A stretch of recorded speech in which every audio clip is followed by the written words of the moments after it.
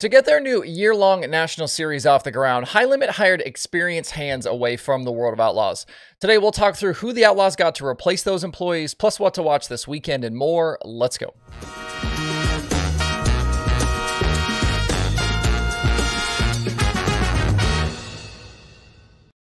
It's Thursday, February 29th. I'm Justin Fiedler. This is DIRTRACKR Daily. We crossed over 29,000 YouTube subscribers yesterday. Thank you all for that number. If you are one of the 55% of my viewers over the last month who aren't subscribed to the channel, hitting that subscribe button and getting the channel notifications is free. Doing so will keep you informed on future episodes and new content. I know we're at this moment in time where everything is a monthly subscription that costs money, but the YouTube channel and podcast doesn't cost a single dollar. Don't let that word subscribe sway you. It's more like a follow on other social media platforms. Besides YouTube, you can also listen to the daily shows across podcast places like Apple, Spotify, iHeartRadio, and more. And if you or someone you know is hard of hearing and wants to tune in, DIRTRACKR.com/daily has full transcripts for every show, so you can read everything I've said each day. So, like I said, if you're hard of hearing, you can still tune into the show even if you can't watch or listen. Earlier this morning, episode 2 of the 410 Sprint Car Build series with Zach Hampton was posted to the YouTube channel. Check that out when you get a chance. Zach continues work on the interior, including the dash, the fire bottle, and more. You can also still go back and watch episode 1 at any time as well. In this video series, Zach is basically showing us every nut and bolt necessary to build a sprint car from the bare frame up. Check it out. Let us know what you think. I know some folks mentioned Zach's usage of the word in that first episode, but don't worry, that is cleared up for episode 2 and it won't be a problem in future videos. In the lead up to the 2024 sprint car season, we documented the various employees that flipped from the World of Outlaws side to High Limit. That included more high-profile hires like Mike Hess for competition and announcers Chase Rodman and Tony Laporta. By the time it was all said and done, the total list was 6, with one I wasn't actually aware of initially in series official Cody Hewson.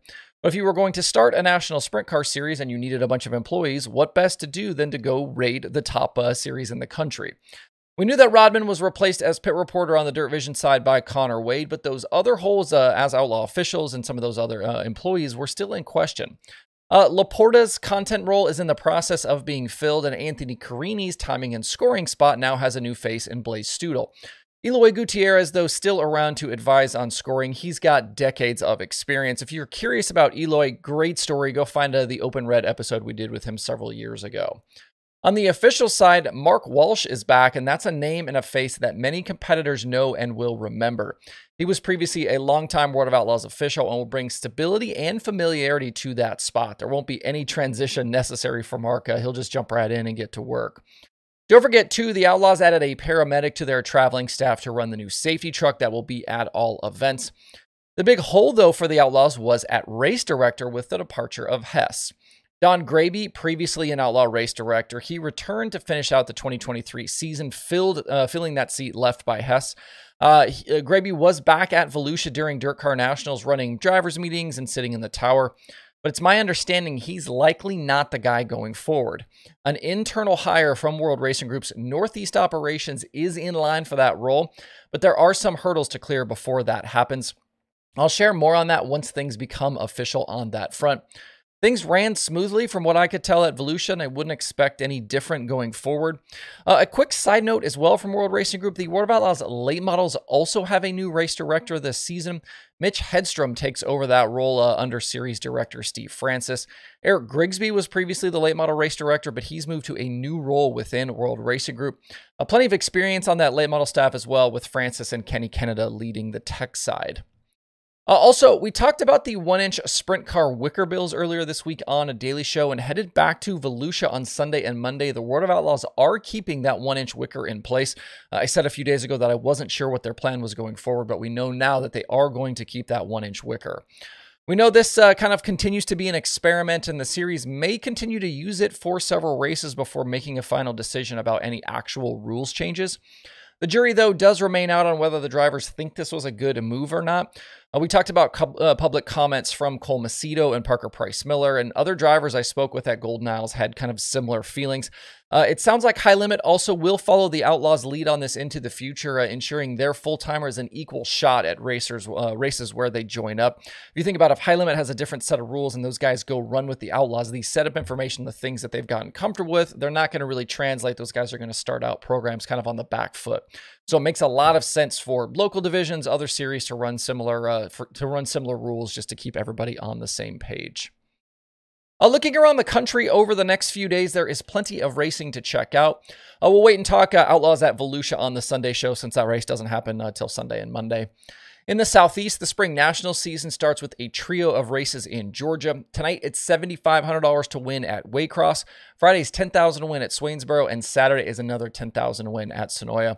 Waycross is a new one on the schedule for the Spring Nationals. The other two are regular stops.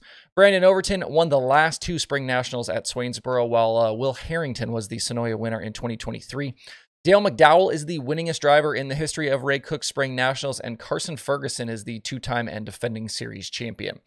Just a few names to expect at all or some of these races this weekend include Brandon Overton, Zach Mitchell, Ryan Gustin, Donald McIntosh, Peyton Freeman, Clay Harris, Clay Knight, and Ethan Dodson. All three Spring Nationals shows will stream live on Flow Racing. Also in the Southeast this weekend, the Southern All-Stars have two shows. They're going to race Saturday at North Alabama for $5,000, and then they are sanctioning the Sunday Super Late Model portion of Cherokee Speedway's March Madness. That Sunday show is a very nice $20,000 to win. March Madness usually draws in the big names, and I would expect a lot of guys that run the Spring Nationals to then come to Cherokee on Sunday. This weekend won't be any different in terms of those big names expected as well. Some of those guys that we know are going to race include Chris Madden, Brandon Overton, Chris and Carson Ferguson, and plenty more.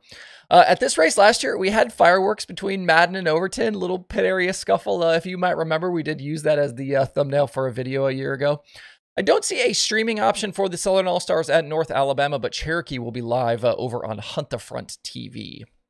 In Indiana, the Northern All-Stars Late Model Series from James Essex gets going on Saturday at Brownstown. They've got $5,000 to win. That series has 7 events on its 2024 schedule. This Northern All-Stars brand kind of being resurrected here. They're going to have 2 other races this season at Brownstown, plus Florence, Circle City, Lawrenceburg, and Ponderosa. You can watch that one live over at Dirt2 Media if you cannot get there.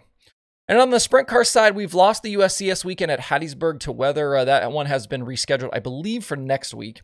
And then the Silver Cup at Silver Dollar Speedway in California is canceled. They had a lot of rain, that facility not ready, says Brad Sweet. There is 410 wing racing at Hunt County and Kennedale Speedway Park Friday and Saturday. That is with the ASCS Elite Outlaw Sprint Cars. This is not the ASCS National Tour. That's 360s. This is 410s. That's Elite Outlaw Sprint Cars. Both of those races are $4,000 to win.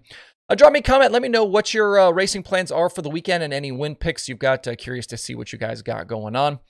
All right, that's it for the Daily Show this week. Make sure to stop by DIRTRACKR.com and check out the streaming schedule and to see the latest dirt racing news. Hope you guys have a great Thursday out there. We'll see you right back here on Sunday.